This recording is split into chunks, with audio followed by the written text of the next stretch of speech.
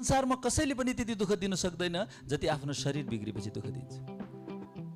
किन भन्दा पहिला अलिकति हेल्दी हुनेलाई ध्यान दिँदैन, एक बारको जिन्दगी भयो भने त खानुपर्छ नि होइन, रमाइलो गर्नुपर्छ भनेर हुन्छ है।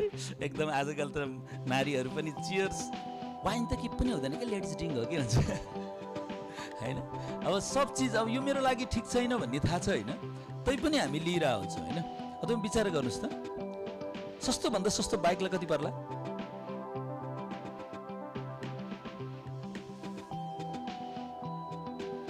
3 लाख, 1.5-2 लाख।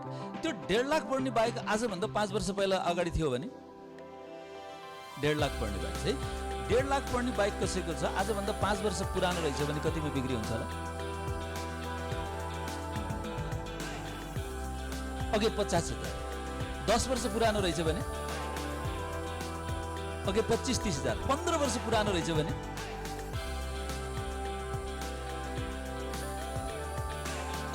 ओके 15,000 राखौँ न रेट होइन। तपाईँले 15,000 ल्याउनु भयो, रिन्यू गर्नुभयो, 2-4 हजार खर्च भयो, 19,000 भयो। अब त्यसमा चाहिँ तपाईँले त्यसको टायर चेन्ज गर्नुभयो, ब्याट्री चेन्ज गर्नुभयो, यसो साइड लाइटहरू चेन्ज गर्यो, तपाईँले लगभग त्यसलाई 25,000 खर्च गर्नुभयो। अब गाडी बाइक चल्नु एकदम राम्रो चल्दैछ है। जस तपाईँले लोकल एरियामा आरामले जान आउने भएको छ, चलिरहेछ, कमसेकम काम छ। अब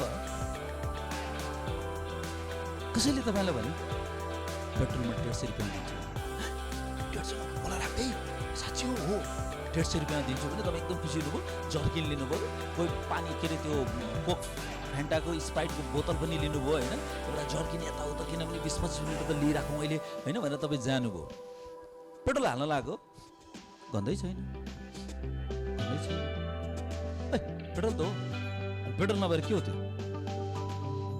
अनि खासै त्यस्तो छैन त भने के मिसाएको अरे? तँलाई 150 मा ओरिजिनल कसले दिन्छ त? अब के गर्नुहुन्छ? अब के गर्नुहुन्छ? हाल्नुहुन्छ कि फर्केर जानुहुन्छ? फर्केर जानुहुन्छ है। अच्छा, यहाँहरूलाई कसैले भन्यो म तँलाई 5 करोडमा किनेर लिएर जान्छु, तिम्रो आँखा कसैले किन्न आयो भने म बेचिदिन्छु, कसैले मुटु किन्न होला, कसैले कलेज किन्न होला, कसैले किडनी किन्न होला, जसले चाहन्छ म तिम्रो शरीरको एउटा अङ्ग बेचेर मेरो 5 करोड रुपियाँ पुरा गर्छु भने कोही 5 करोडमा बिक्री हुन चाहनुहुन्छ?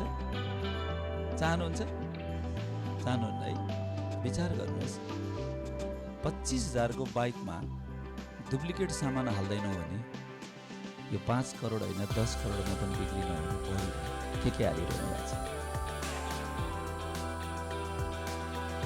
यो मेरो लाइफमा इम्पोर्टेन्ट छ या छैन, यो मेरो लागि जरुरी छ? अरे घरको जिन्दगी, त्यही घरको जिन्दगीलाई मैले टिकाउनु छ भन्ने कुरोतिर हामी जाँदैन। मर्नै परे खुट्टै तानेर मरम लाग्यो। अहिले पनि नपिएर साथी कहिले पिउने अरे, अहिले पनि रमाइलो नगर त्यो।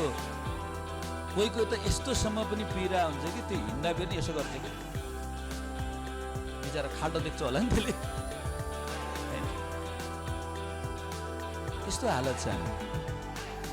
अब संसारमा सबभन्दा बढी दुःख कसले दिएको रहेछ हामीलाई? हाम्रो शरीर। कसरी दुःख दिन्छ? तपाईँलाई अहिले टाउको दुखिरहेछ भने राम्रो कुरा पनि तपाईँलाई सुन्न त्यति जहाँ गर्छ। पेट दुखिराखेछ भने बार पेटले मन खिच्छ। दुश्मनले पनि त्यति दुःख दिँदैन जति आफ्नो शरीरले दिन्छ। कसैको ढाड दुख्ने, पेट दुख्ने, टाउको दुख्ने, कसले दुःख दिन्छ? त्यसैले केवल धनलाई मात्रै प्रोपर्टी नमान्नुहोस्, आफ्नो यो बडी पनि तपाईँको सबभन्दा ठुलो प्रोपर्टी हो। जुन दिन यो बडीबाट आउट हुन्छ त्यो दिन सबैले जिन्दगीभर कमाएको सम्पत्ति पनि टाटा भयो है। त्यसैले यो बडी नै सबभन्दा ठुलो प्रोपर्टी हो। बुझिरहनु भएको छ? हेलो, बुझिरहनु भएको छ? यो एउटा प्रोपर्टी, यसलाई ध्यान दिनुहोस्। त्यही भएर ब्रह्मकुमारीजीले खानपानलाई यस्तो विधि ध्यान किन दिन्छ?